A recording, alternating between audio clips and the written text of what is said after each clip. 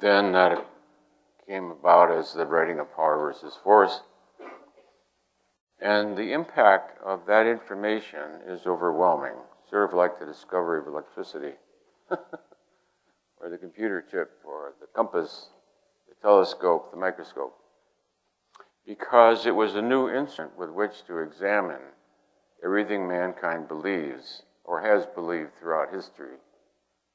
It was a way of discovering that, just think in the Middle Ages, where the Black Plague wiped out like half of Europe or something, they didn't even know it was germs. Didn't know it was germs. That was bad air, wicked people, all kinds of things. Nobody discovered germs. There wasn't any microscope. So the discovery of the microscope totally revolutionized human life. We don't die of great plagues anymore. So an instrument to discern truth from falsehood then reveals things that are somewhat shocking and quite dissimilar to common human belief.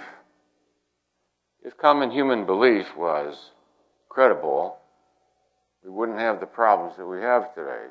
Consequently, what people believe and their opinions are worth nothing. That's the happy news.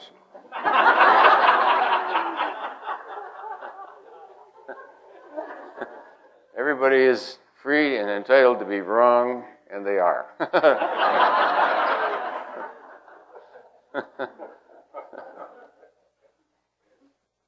So all we're saying is that the plague is not caused by bad air, darkness, leaving the windows open or shut. The plague is caused by a bacillus. Oh, boy. To discover anything new usually subjects you to a good deal of hostility from large quarters. And some of the things that we'll say this morning, I'm sure will do the same.